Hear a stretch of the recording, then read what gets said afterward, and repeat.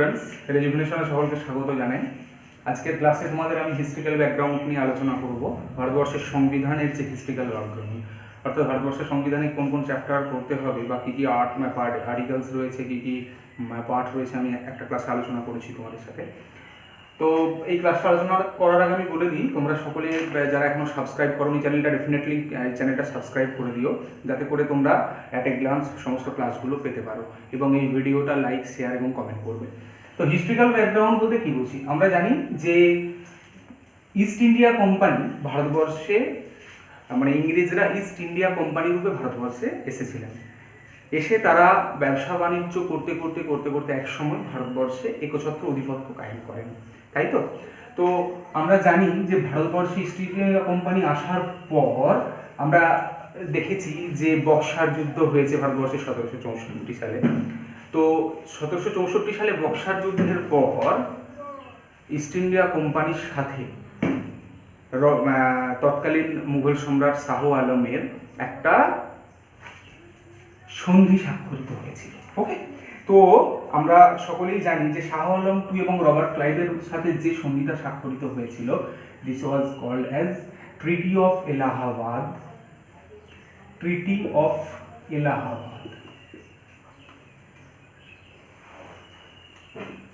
এলাহাবাদের সন্ধি কিন্তু স্বাক্ষরিত হয়েছিল।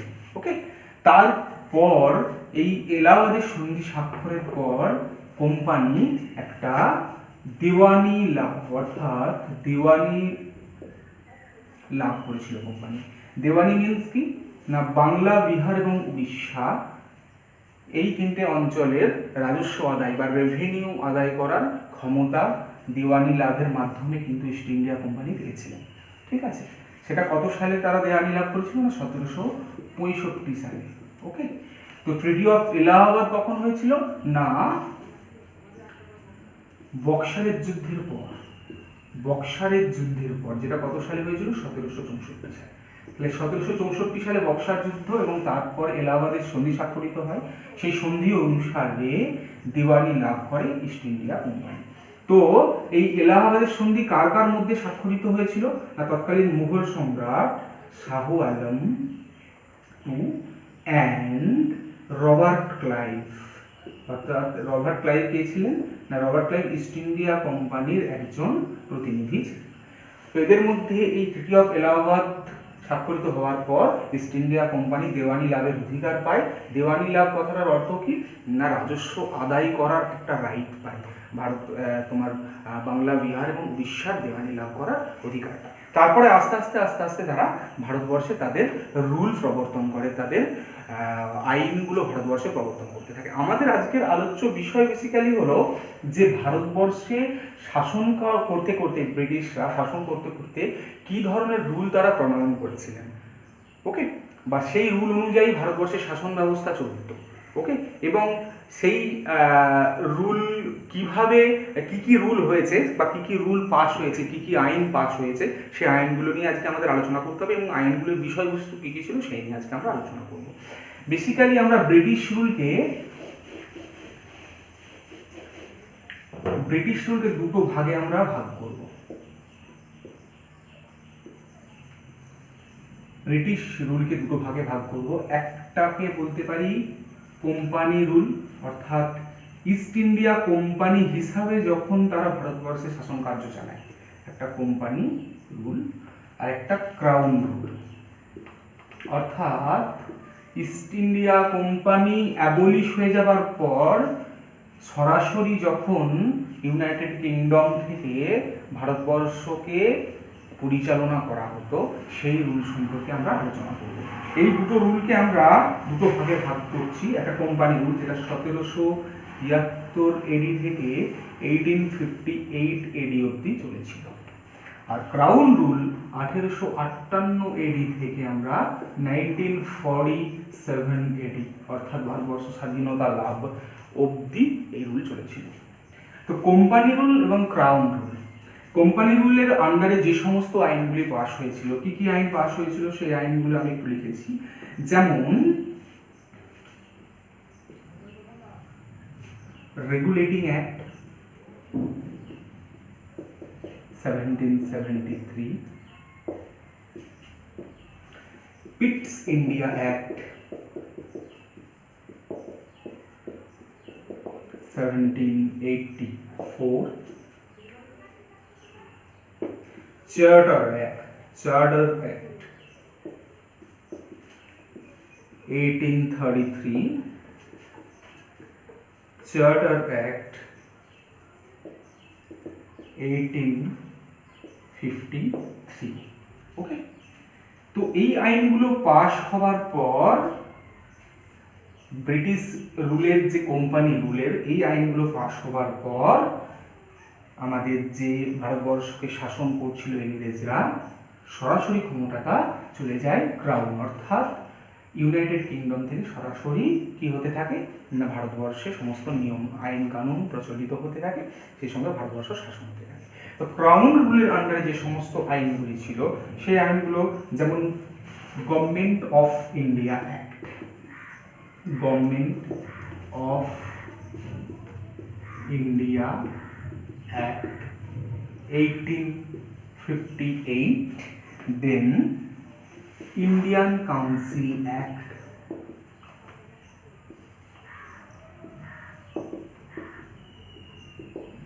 তিনটে ইন্ডিয়ান কাউন্সিল অ্যাক্ট নিয়ে আমাদের আলোচনা হবে, একটা 1868, একটা 1892 and 10 অর্থাৎ 1909।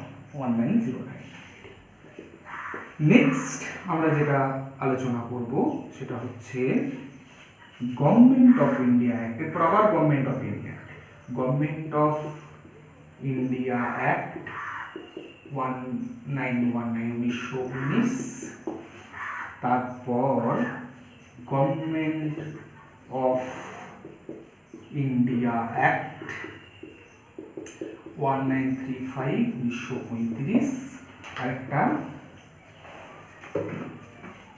Indian independence act 1947। বেসিক্যালি এই ম্যাটারগুলো অর্থাৎ এই আইনগুলো নিয়ে আজকে আমাদের মেইনলি আলোচ্য বিষয়টা থাকবে। ওকে,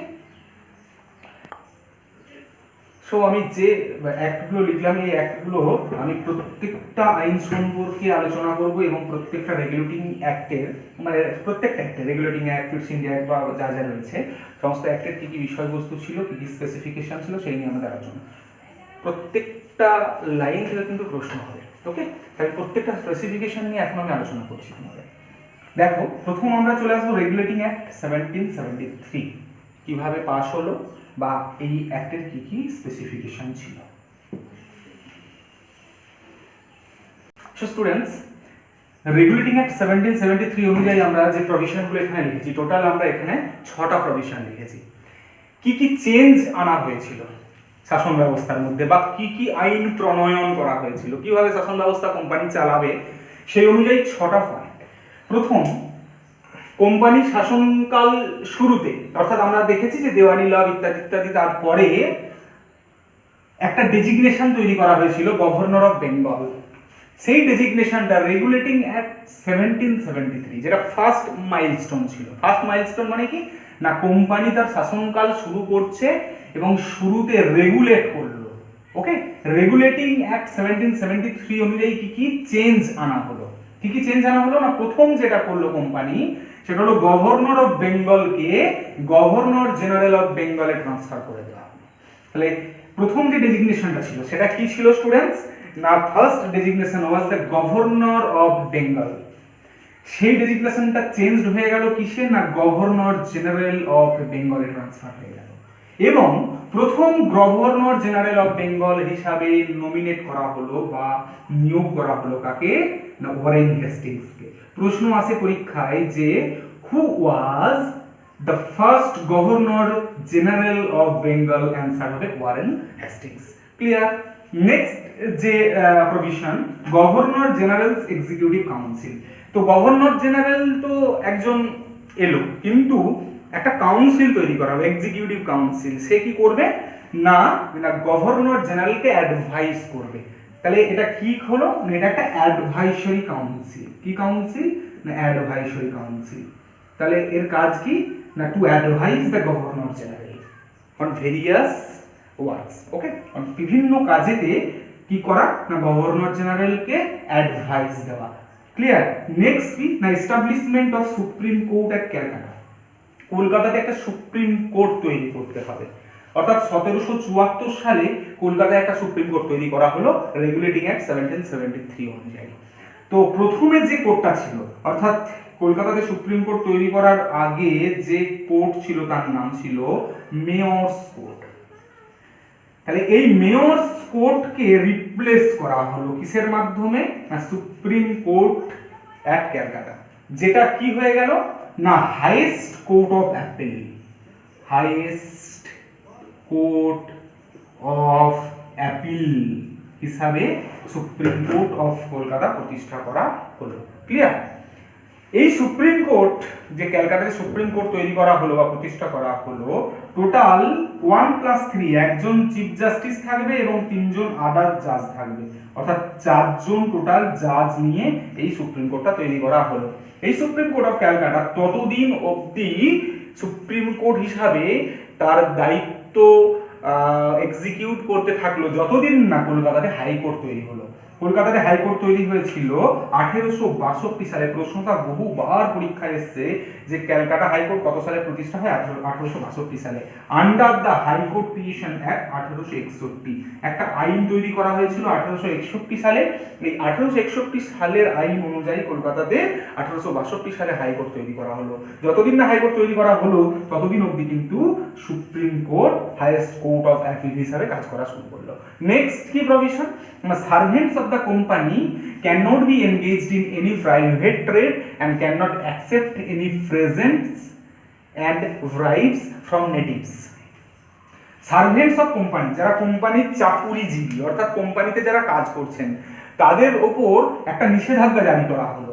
কি নিষেধাজ্ঞা জারি করা হলো না বলা হলো তোমরা কোনো প্রাইভেট বিজনেস করতে পারবে না, কোনো প্রাইভেট ট্রেডের সাথে যুক্ত থাকতে পারবে না। তোমরা ইস্ট ইন্ডিয়া কোম্পানিতে রয়েছে, ইস্ট ইন্ডিয়া কোম্পানি দিল, সো তোমরা অন্য কোনো কোম্পানিতে বা অন্য কোনো ট্রেড প্রাইভেট ট্রেডে নিজেদেরকে ইনভলভ করতে পারবে না। এবং নেটিভসদের কাছ থেকে, নেটিভস অর্থাৎ দেশীয় যারা মানুষ অর্থাৎ ওই দেশের মানুষদের কাছ থেকে কোনো রকম প্রেজেন্টস মানে কি না কোনো রকম গিফট তোমরা নিতে পারবে না, কোনো রকম গিফট নিতে পারবে না এবং ঘুষ নিতে পারবে না। ক্লিয়ার? তাহলে সার্ভেন্টস অফ কোম্পানিকে একটা নিষেধাজ্ঞা দেওয়া হলো যে তারা কোনো প্রাইভেট বিজনেস বা প্রাইভেট ট্রেডের সাথে যুক্ত থাকতে পারবে না এবং নেটিভসদের কাছ থেকে কোনো রকম ব্রাইব নিতে পারবে না এবং কোনো রকম প্রেজেন্টস নিতে পারবে না। ক্লিয়ার? নেক্সট একটা কোর্ট অফ ডিরেক্টর বলে গভর্নিং বডি তৈরি করা হয়েছে। Governing body. কোম্পানি তো ভারতবর্ষে তার কোম্পানি রুল চলছে, কিন্তু কোম্পানির রুলটাকে তদারকি করার জন্য একটা গভর্নিং বডি তৈরি করা হলো যার নাম হচ্ছে কোর্ট অফ ডিরেক্টরস। এই কোর্ট অফ ডিরেক্টরস টোটাল 24 জন ডিরেক্টর নিয়ে তৈরি করা হয়েছিল। এরা কি করত না এরা এই কোম্পানির রেভিনিউ সংক্রান্ত ব্যাপারে বা বিভিন্ন ব্যাপারে কি করত না একটা রিপোর্ট তৈরি করত, রিপোর্ট প্রদান করত। ঠিক আছে? তাহলে কোর্ট অফ ডিরেক্টরের কাজ কি না কোম্পানি যে রুলটা চালাচ্ছে ভারতবর্ষে এই কোর্ট অফ ডিরেক্টর সেটা তদারকি করত। এটা governing body of the company. Clear? তাহলে কোর্ট অফ ডিরেক্টরস কোন আইন অনুযায়ী তৈরি করা হয়েছিল? Regulating act. এখান থেকে প্রচুর প্রশ্ন আসবে। কোর্ট অফ ডিরেক্টরস কোন আইন অনুযায়ী তৈরি করা হয়েছিল? কলকাতাতে সুপ্রিম কোর্ট কোন আইন অনুযায়ী করানো হয়েছিল? ইত্যাদি ইত্যাদি ইত্যাদি। আরেকটা লাস্ট যে প্রভিশন আমরা দেখতে পাচ্ছি, it made Bombay and Madras presidencies dependent. Dependent মানে কি আগে ইন্ডিপেন্ডেন্ট ছিল বোম্বে এবং মাদ্রাস প্রেসিডেন্সি।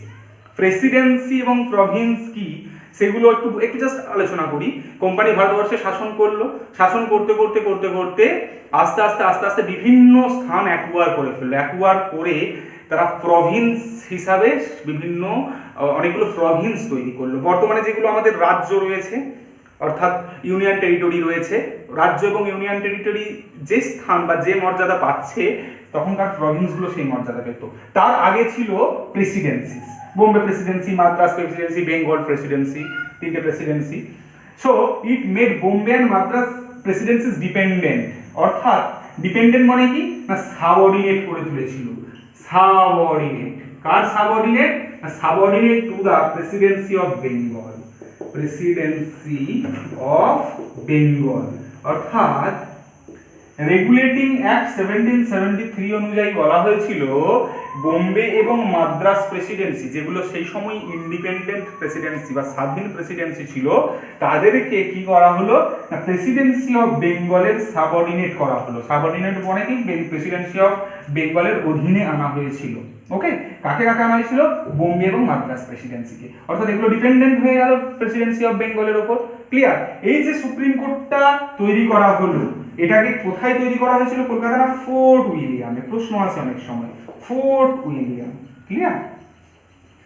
তাহলে রেগুলেটিং অ্যাক্ট 1773 অনুযায়ী আমরা বুঝতে পারলাম যে কি কি প্রভিশন তখন কোম্পানি ভারতবর্ষে জারি করেছিল। ক্লিয়ার? আমি এবার নেক্সট যে আইনটা রয়েছে অর্থাৎ পিটস ইন্ডিয়া অ্যাক্ট 1784 সেটা সম্পর্কে আলোচনা করব। সো এখানে দেখতে পাচ্ছি পিটস ইন্ডিয়া অ্যাক্ট 1784 সালে। এর মধ্যেই তৎকালীন দেন প্রাইম মিনিস্টারের নাম লুকিয়ে আছে। তৎকালীন ইউনাইটেড কিংডমের প্রাইম মিনিস্টার, তার নাম ছিল উইলিয়াম পিট। উইলিয়াম পিট কি ছিলেন না দেন তদানীন্তন, দেন কথাটার অর্থ তদানীন্তন, then prime minister, then prime minister of United Kingdom. William পিটের সময় যেহেতু এই আইনটা পাস হয়েছিল, ওই জন্য এটাকে বলা হয়ে থাকে পিটস ইন্ডিয়া অ্যাক্ট 1784। তো এই অ্যাক্ট অনুযায়ী আমরা কয়েকটা প্রভিশন দেখতে পাচ্ছি। এক নম্বর কিনা commercial and political functions of the company were distinguish. এতক্ষণ দেখতে পেয়েছিলাম যে কোম্পানির সব ফাংশনগুলো একটা বডিতেই করে আসছিল। কোড অফ ডিরেক্টরস তৈরি করা হয়েছিল, আমরা দেখে এসেছি না, সমস্ত কমার্শিয়াল পলিটিক্যাল ফাংশন দেখে আসছিল। এবার পিটস ইন্ডিয়া অ্যাক্ট অনুযায়ী বলা হলো যে কোম্পানির যে দুটো ফাংশন, একটা কমার্শিয়াল ফাংশন অর্থাৎ বাণিজ্য সংক্রান্ত বাণিজ্যিক ফাংশন, আর একটা পলিটিক্যাল রাজনৈতিক ফাংশন, দুটোকে আলাদা করে দেওয়া হবে। দুটোকে আলাদা করে দিয়ে বলা হলো ঠিক আছে, কোড অফ ডিরেক্টরস যেটা রয়েছে, এই কোড অফ ডিরেক্টরসকে বলা হলো যে তুমি কমার্শিয়াল ফাংশনটা দেখো। কোড অফ ডিরেক্টরস কে বলা হলো তুমি কমার্শিয়াল ফাংশনটা দেখো। এবং আরেকটা সেপারেট কাউন্সিল তৈরি করা হয়েছিল, অর্থাৎ সেপারেট বোর্ড তৈরি করা হয়েছিল পলিটিক্যাল ফাংশন দেখার জন্য। সেই বোর্ডটার নাম হচ্ছে কি না board of control. Board of control, এই বোর্ড অফ কন্ট্রোলকে বলা হলো পলিটিক্যাল ফাংশন দেখার জন্য। অর্থাৎ 6জন মেম্বারকে নিয়ে এই বোর্ড অফ কন্ট্রোল তৈরি করা ছিল। প্রশ্ন আছে কতজন মেম্বার ছিল। তাহলে বোর্ড অফ কন্ট্রোলকে কমার্শিয়াল পলিটিক্যাল ফাংশন দেখার জন্য দায়িত্ব দেওয়া হলো, আর কোড অফ ডিরেক্টরস যেটা আমরা দেখতে পেয়েছি 1773 অ্যাক্টে তৈরি করা হয়েছিল, সেই কোড অফ ডিরেক্টরসকে কমার্শিয়াল ফাংশন দেখার জন্য দায়িত্ব দেওয়া হলো। সেক্ষেত্রে দেখা গেল দুটো ফাংশন দুটো বোর্ডের উপর দায়িত্ব দেওয়া হলো, এবং এখানে যে ধরনের সরকারটা তৈরি হলো এটাকে বলা হয় ডাবল গভর্নমেন্ট। কি বলা হয় না ডাবল গভর্নমেন্ট। অর্থাৎ বোর্ড অফ কন্ট্রোল এবং code of directors, board of control code of directors, তাহলে দুটো বোর্ড মিলে দুটো ফাংশনকে তদারকি করতে, সুপারভাইজ করতে। সেক্ষেত্রে যে ধরনের গভর্নমেন্ট তৈরি হলো এটাকে ডাবল গভর্নমেন্ট, কারণ দুজন যেহেতু এই জন্য ডাবল গভর্নমেন্ট। তারপরের provision it empower the board of control. Board of কন্ট্রোলকে বলা হলো to supervise and direct all operation and revenue of the British position in India. Board of কন্ট্রোলকে এম্পাওয়ার করা হলো। এম্পাওয়ার করা মানে কি ক্ষমতা দেওয়া হলো। কিসের ক্ষমতা দেওয়া হলো? বোর্ড অফ কন্ট্রোলের ক্ষমতা দেওয়া হলো না ব্রিটিশ পসেশন অফ ইন্ডিয়া, মানে কি ব্রিটিশরা ভারতবর্ষের যে অঞ্চলটিকে তাদের ওনারশিপ করে রেখেছে অর্থাৎ তাদের অধীনে করে রেখেছে, সেই অঞ্চলের সমস্ত রেভিনিউ সংক্রান্ত ব্যাপার এবং অল অপারেশন বলতে এখানে বলছে মিলিটারি অপারেশন হতে পারে, মিলিটারি অপারেশন এবং সিভিল অপারেশন। তাহলে মিলিটারি এবং সিভিল অপারেশন সেই সঙ্গে রেভিনিউ সংক্রান্ত সমস্ত বিষয়টাকে তদারকি করার জন্য বোর্ড অফ কন্ট্রোলকে পিটস ইন্ডিয়া অ্যাক্ট 1784 ক্ষমতা প্রদান করলো। ক্লিয়ার? তো এক্ষেত্রে পিটস ইন্ডিয়া অ্যাক্টের একটা মেন বিষয় আমরা দেখতে পেলাম যে এখানে একটা কথা আমরা দেখতে পেয়েছি, ব্রিটিশ পজিশন ইন ইন্ডিয়া। এই কথাটা প্রথম ব্যবহার করা হলো, ব্রিটিশ পজিশন ইন ইন্ডিয়া কথাটা প্রথম কিন্তু পিটস ইন্ডিয়া অ্যাক্ট 1784 ব্যবহার করা হয়েছিল। ক্লিয়ার? তাহলে এখান থেকে আমরা বুঝতে পারছি কি ধরনের প্রশ্ন আসতে পারে। কি প্রশ্ন আসবে আমি এমসিকিউ ক্লাস করাবো এই ক্লাসটার উপর, তখন তোমরা বুঝতে পারো কি প্রশ্ন আসবে। আমি এবার নেক্সট যে আইনটা আছে সেই আইনে চলে যাচ্ছি, এগুলো তোমরা সবাই নোট ডাউন করে রাখবে। চার্টার অ্যাক্ট 1833, 1833 সালে যে চার্টার অ্যাক্ট পাস হয়েছিল, সেই চার্টার অ্যাক্টের কি কি বিষয়বস্তু ছিল, অর্থাৎ চার্টার অ্যাক্ট যেগুলো আমরা দেখতে পাচ্ছি 1813 তে একটা চার্টার অ্যাক্ট পাস হয়েছিল, তারপর 1833, তারপর আবার 1853 সালে একটা চার্টার অ্যাক্ট পাস হয়েছিল। 20 বছর করে এরকম চার্টার অ্যাক্ট পরপর পাস হয়েছে, মানে 20 বছর পর, অর্থাৎ রিনিউ হয়েছে এভরি 20 ইয়ার্সে। ওকে, তো এটা চার্টার অ্যাক্ট কথাটার অর্থ কিনা প্রতি 20 বছরে চার্টার রিনিউ হয়েছে। তো চার্টার অ্যাক্ট 1833 এখানে আমরা দেখতে পাচ্ছি যে আগের দিকে ফিরে যায়, গভর্নর জেনারেল অফ বেঙ্গল বলে একটা পদ তৈরি করা হয়েছিল, অর্থাৎ যারা গভর্নর অফ বেঙ্গল থেকে গভর্নর জেনারেল অফ বেঙ্গল, যেটা 1773 কোন অ্যাক্টে না রেগুলেটিং অ্যাক্ট অনুযায়ী এই পদটা তৈরি করা হয়েছিল। ঠিক চার্টার অ্যাক্ট 1833 সালে চার্টার অ্যাক্ট অনুযায়ী কি করা হলো না, গভর্নর জেনারেল অফ বেঙ্গল যে পোস্ট ছিল, যে পদ ছিল, সেই পদটাকে চেঞ্জ করে গভর্নর জেনারেল অফ ইন্ডিয়া বলে একটা পদ তৈরি করা হলো। ক্লিয়ার? খুব ইম্পর্টেন্ট প্রশ্ন আসে যে কোন আইন অনুযায়ী গভর্নর জেনারেল অফ বেঙ্গল থেকে গভর্নর জেনারেল অফ ইন্ডিয়াতে পদ ট্রান্সফার করা হয়। ওকে, নেক্সট আমরা দেখতে পাচ্ছি যে প্রথম গভর্নর জেনারেল অফ ইন্ডিয়া কে ছিলেন না, lord William Bentinck. William Bentinck কিন্তু প্রথম গভর্নর জেনারেল অফ ইন্ডিয়া ছিলেন। ক্লিয়ার? তো he was the first governor general of India. Next আমরা প্রভিশন কি দেখলাম না, it deprived the governor of Bombay and Madras. যখন গভর্নর জেনারেল অফ বেঙ্গল থেকে গভর্নর জেনারেল অফ ইন্ডিয়া হয়ে গেল, আমরা একটা জিনিস দেখেছিলাম যে গভর্নর জেনারেল অফ বেঙ্গলের সাবঅর্ডিনেট করা হয়েছিল দুটো প্রেসিডেন্সিকে, that was the Bombay and Madras presidency. So governor general of Bengal অর্থাৎ বাংলার গভর্নর জেনারেলই কিন্তু এই দুটোকে এই মানে বোম্বে এবং মাদ্রাস প্রেসিডেন্সি এনার সাবঅর্ডিনেট ছিল। কিন্তু যখন দেখতে পাচ্ছি যে গভর্নর অফ বোম্বে এবং মাদ্রাস যখন সাবঅর্ডিনেট হিসাবে গভর্নর অফ বেঙ্গলের ছিলেন, তখন যে আইন পাস হয়েছিল পরবর্তী আইনে চার্টার অ্যাক্ট 1833 তে যখন আইন চেঞ্জ করে দিয়ে পদটা চেঞ্জ করে গভর্নর জেনারেল অফ ইন্ডিয়া করা হলো, তখন কিন্তু গভর্নর অফ বোম্বে এবং মাদ্রাসের যে ফাংশনগুলো ছিল সেই ফাংশনগুলোকে ডেপ্রাইভ করা হলো, অর্থাৎ এদের যে লেজিসলেটিভ বা আইনি ক্ষমতা ছিল, গভর্নর অফ বোম্বে এবং মাদ্রাসের যে আইনি ক্ষমতা ছিল সেই আইনি ক্ষমতাকে ডেপ্রাইভ করে দেওয়া হলো। এবং ডেপ্রাইভ করে দিয়ে কি করা হলো না, গভর্নর জেনারেল অফ ইন্ডিয়াকে সর্বময় ক্ষমতা দেওয়া হলো। সমস্ত ক্ষমতা গভর্নর জেনারেল অফ ইন্ডিয়ার ওপর কি করা হলো, ন্যস্ত করা হলো। বিভিন্ন কি কি ক্ষমতা না, আগেই আমরা বলেছি সিভিল পাওয়ার অ্যান্ড মিলিটারি পাওয়ার, সমস্ত ক্ষমতাই কিন্তু গভর্নর জেনারেল অফ ইন্ডিয়াকে দেওয়া হয়েছিল। ক্লিয়ার? সো নেক্সট আমরা দেখতে পাচ্ছি it ended the activity of East India company as a commercial body. East India company যে কমার্শিয়াল বডি হিসাবে কাজ করছিল, সেই ইস্ট ইন্ডিয়া কোম্পানির কমার্শিয়াল বডি হিসাবে কাজ করার আগে কিন্তু এই আইন অনুযায়ী কি করা হলো, শেষ করে দেওয়া হলো, বন্ধ করে দেওয়া হলো। ইস্ট ইন্ডিয়া কোম্পানি কিন্তু আর কমার্শিয়াল বডি হিসাবে কাজ করতে পারছিল না। এই আইন অনুযায়ী কমার্শিয়াল বডি হিসাবে ইস্ট ইন্ডিয়া কোম্পানির যে অ্যাক্টিভিটি সেটাকে রদ করা হয়েছিল, অ্যাবলিশ করে দেওয়া হয়েছিল। তারপর এটা খুব ইম্পর্টেন্ট এবং ভাইটাল একটা পয়েন্ট আমরা দেখতে পাচ্ছি students, that it attempted to introduce open competitive exam for the selection of civil servants. Civil সার্ভেন্টসদেরকে সিলেক্ট করার জন্য চার্টার অ্যাক্ট 1833 কি করেছিল না, একটা ওপেন কম্পিটিটিভ পরীক্ষা ইন্ট্রোডিউস করার চেষ্টা করেছিল। এবং সেখানে বলা হয়েছিল যে ভারতীয়দেরকে কিন্তু এখান থেকে কোনো রকম ভাবে ভারতীয়দেরকে বাধা দেওয়া যাবে না, মানে ভারতীয়রাও কিন্তু এই পরীক্ষায় বসতে পারবে। ওকে, তাহলে ভারতীয়দেরকে ডিওয়ার্ড করা যাবে না, খুব ইম্পর্টেন্ট জায়গা এটা। It also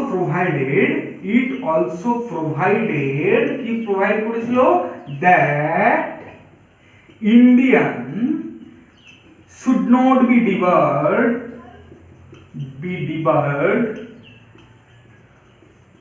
from this। এটা থেকে কিন্তু ভারতীয়দেরকে ডিবার করা যাবে না।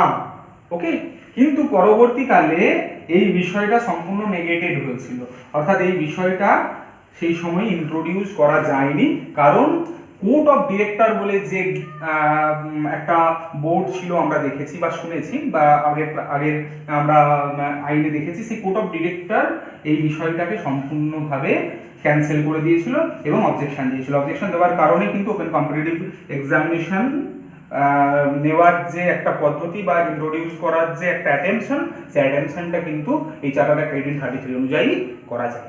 ক্লিয়ার? সো এখানে আমি চার্টার অ্যাক্ট 1833 আমরা দেখতে পাচ্ছি কয়েকটা বিষয়। একটা গভর্নর জেনারেল অফ বেঙ্গল থেকে গভর্নর জেনারেল অফ ইন্ডিয়া হয়েছে এবং গভর্নর অফ বোম্বে এবং মাদ্রাসের যে ক্ষমতা ছিল, লেজিসলেটিভ পাওয়ার ছিল, সেটাকে সম্পূর্ণরূপে রদ করে দেওয়া হয়েছে এবং ইস্ট ইন্ডিয়া কোম্পানি যে একটা কমার্শিয়াল বডি হিসাবে কাজ করছিল, সেই ক্ষমতাটাকেও তার কাছ থেকে নিয়ে নেওয়া হলো। তারপর কি হলো না, ইন্ট্রোডিউস করলো মানে একটা ওপেন সিভিল সার্ভিস পরীক্ষা বা ওপেন কম্পিটিটিভ পরীক্ষা সিভিল সার্ভিস নিয়োগের জন্য অ্যাটেনশন, অর্থাৎ যে অ্যাটেম্পট ছিল সেই অ্যাটেম্পটটা সম্পূর্ণরূপে রিপেল হয়ে গেল। ওকে, নেক্সট আমরা যে আইনটা নিয়ে আলোচনা করব অর্থাৎ চার্টার অ্যাক্ট 1853। চার্টার অ্যাক্ট 1853, তো চার্টার অ্যাক্ট 1853, চার্টার অ্যাক্ট 1853 আমরা দেখি যে কি কি প্রভিশন যোগ করা হয়েছিল। খুব ভালো করে মন দিয়ে শুনবে, কারণ এখান থেকে প্রচুর প্রশ্ন হয়। প্রথম যেটা দেখতে পাচ্ছি, separated the executive and legislative function of the governor general's council. আচ্ছা, গভর্নর জেনারেলস কাউন্সিল 1833 সালে যে চার্টার অ্যাক্ট পাস হয়েছিল, তাতে আমরা দেখেছিলাম যে governor general of Bengal was transferred into the post governor general of India. এবং গভর্নর জেনারেল অফ ইন্ডিয়া, এই যে গভর্নর জেনারেলস কাউন্সিল, অ্যাকচুয়ালি আমি এই নিয়ে একটু জাস্ট আলোচনা করি। এই যে গভর্নর জেনারেলস কাউন্সিলের কথা আমি বলছি, গভর্নর জেনারেলস কাউন্সিল, জিজি কাউন্সিল বলছি, জিজি কাউন্সিল। গভর্নর জেনারেলস কাউন্সিলের অ্যাকচুয়ালি 4টে মেম্বার ছিল। কটা মেম্বার ছিল না, 4 মেম্বার। এই 4 মেম্বারসের মধ্যে যে চতুর্থ মেম্বার, 4th মেম্বার, যে 4টে মেম্বারের মধ্যে যে 4th মেম্বার, এই মেম্বারকে লেজিসলেটিভ পারপাসের দায়িত্ব দেওয়া আছে। লেজিসলেটিভ অর্থাৎ আইনি পারপাসের জন্য বা আইনি উদ্দেশ্যের জন্য নিয়োগ করা হয়েছিল। ওকে, 4th মেম্বার, অর্থাৎ বলা হয়েছিল যে 4th মেম্বার কোনো দায়িত্ব পালন করবে না, শুধুমাত্র লেজিসলেটিভ দায়িত্ব বা লেজিসলেটিভ পারপাস ছাড়া। এই প্রথম যে 4th মেম্বার কে ছিলেন, গভর্নর জেনারেলস কাউন্সিলের ফার্স্ট 4th মেম্বারের নাম হচ্ছে lord Macaulay. Lord Macaulay, MACAULAY। Okay, এই লর্ড ম্যাকিউলে হলেন first chairman of law commission, first chairman of law commission, first chairman of law commission কে ছিলেন? Lord Macaulay. একদম খুব সুন্দর একটা প্রশ্ন এখান থেকে আমরা পাচ্ছি যে গভর্নর জেনারেলস কাউন্সিলের টোটাল 4টে মেম্বার ছিল। 4টে মেম্বারের মধ্যে যিনি 4th মেম্বার ছিলেন, তিনি লেজিসলেটিভ কাজের জন্য নিযুক্ত হতেন এবং প্রথম 4th মেম্বারের নাম হলো লর্ড ম্যাকিউলে। লর্ড ম্যাকিউলে কে ছিলেন? He was the first chairman of law commission, অর্থাৎ আইন কমিশন, ল কমিশন, যেটা 1834 সালে এস্টাবলিশ করা হয়েছিল। প্রশ্ন আছে যে 1834 সালে ল কমিশন এস্টাবলিশ করা হয়েছিল, প্রি ইন্ডিপেন্ডেন্ট ল কমিশন, অর্থাৎ স্বাধীনতার পূর্ববর্তী ল কমিশন। এটা এখন বর্তমানে ল কমিশন চলছে, স্বাধীনতার পরবর্তী ল কমিশন। এই কিছুদিন আগে 22তম ল কমিশন তৈরি করার জন্য সিদ্ধান্ত নেওয়া হয়েছে। এতদিন 21তম ল কমিশন 2018 সালে তার মেয়াদ শেষ হওয়ার কথা হয়েছিল এবং 2018 দিয়ে শেষ হয়েছে। যাই হোক, 3 বছর করে ল কমিশনের মেয়াদ, অর্থাৎ যেগুলো স্বাধীনতার পরবর্তী ল কমিশন অর্থাৎ পোস্ট ইন্ডিপেন্ডেন্ট ল কমিশন, যেগুলোর মেয়াদ ছিল 3 ইয়ার্স করে। তো প্রি ইন্ডিপেন্ডেন্ট ল কমিশন, স্বাধীনতার পূর্ববর্তী ল কমিশন, যেটা তৈরি করা হয়েছিল 1834 সালে, যার প্রথম চেয়ারম্যান কে ছিলেন? Lord Macaulay. ক্লিয়ার? যিনি ছিলেন 4th member, the first 4th member of the governor general's council. প্রশ্ন আছে, who was the first 4th member of the governor general's council? Answer হবে কে? না, লর্ড ম্যাকিউলে। ক্লিয়ার? যাই হোক, এইটুকু আমাদের আগের 1833 চার্টার অ্যাক্টের আইনেও বলে দেওয়া, মানে এটা 1833 চার্টার অ্যাক্টের আইন অনুযায়ী তৈরি করা হয়েছিল। ঠিক আছে, নেক্সট আমরা চলে আসছি, এখানে বলা হচ্ছে separated the executive and legislative function of the governor general council. Governor জেনারেলসের যে দুটো ফাংশন, একটা ছিল কি এক্সিকিউটিভ ফাংশন, একটা লেজিসলেটিভ ফাংশন। তাহলে এই দুটোকে কি করা হয়েছিল, সেপারেট করে দেওয়া হয়েছিল, আলাদা করে দেওয়া হয়েছিল।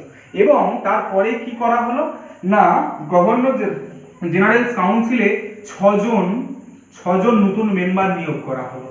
ওকে, যাদেরকে বলা হতো লেজিসলেটিভ কাউন্সিলর। কি বলা হতো না, লেজিসলেটিভ কাউন্সিলার্স। তাহলে 6 জন মেম্বার নিয়োগ করা হলো, লেজিসলেটিভ কাউন্সিলর বলা হতো যাদেরকে। এই 6 জন যে নতুন মেম্বার নিয়োগ করা হলো, এই 6 জন নতুন মেম্বারকে নিয়োগ করা হয়েছিল কোথা থেকে না, লোকাল রিপ্রেজেন্টেটিভসদের থেকে। লোকাল রিপ্রেজেন্টেটিভস, দেখো আমরা 3 নম্বর যে প্রভিশনটা দেখতে পাচ্ছি charter act 1853, it introduced first time local representation in the Indian legislative council. Indian legislative council, ভারতীয় যে আইন পরিষদ তৈরি হলো। ভারতীয় আইন পরিষদ এখানে ভালো করে বোঝো যে চার্টার অ্যাক্ট 1853 অনুযায়ী গভর্নর জেনারেলের যে কাউন্সিল ছিল, সেই গভর্নর জেনারেল কাউন্সিলের দুটো দায়িত্ব, একটা এক্সিকিউটিভ এবং আরেকটা লেজিসলেটিভ ফাংশন, দুটো কাজকে কি আলাদা করে দেওয়া হয়েছিল। আলাদা করে দেওয়ার পর গভর্নর জেনারেলসের যে সেপারেট একটা গভর্নর জেনারেলস লেজিসলেটিভ কাউন্সিল তৈরি হলো। গভর্নর জেনারেলস লেজিসলেটিভ কাউন্সিল কি তৈরি হলো না, governor general, GG for governor general, governor general legislative council, LC মানে লেজিসলেটিভ কাউন্সিল অর্থাৎ আইন পরিষদ। গভর্নর জেনারেলের যে লেজিসলেটিভ কাউন্সিল তৈরি করা হলো, সেটা মিনি পার্লামেন্ট হিসাবে কাজ করা শুরু করলো। মিনি পার্লামেন্ট, প্রশ্ন আসে পরীক্ষায়, এটাই হয়েছিল মিনি পার্লামেন্ট, যেটাকে বলা হয় ইন্ডিয়ান লেজিসলেটিভ কাউন্সিল। ক্লিয়ার? তাহলে গভর্নর জেনারেল লেজিসলেটিভ কাউন্সিল সেটা মিনি পার্লামেন্ট হিসাবে কাজ করা শুরু করেছিল। তাহলে এই আইন অনুযায়ী আমরা দেখতে পাচ্ছি যে এক্সিকিউটিভ এন্ড লেজিসলেটিভ ফাংশন, যেটা গভর্নর জেনারেল কাউন্সিলের, এই দুটো ফাংশনকে আলাদা করে দেওয়া হয়েছিল এবং 6টা নতুন মেম্বার নিয়োগ করা হয়েছিল, যাদেরকে বলা হতো লেজিসলেটিভ কাউন্সিলর। এবং একটা গভর্নর জেনারেল লেজিসলেটিভ কাউন্সিল নতুন তৈরি করা হলো, যেটা মিনি পার্লামেন্ট হিসেবে কাজ করা শুরু করলো।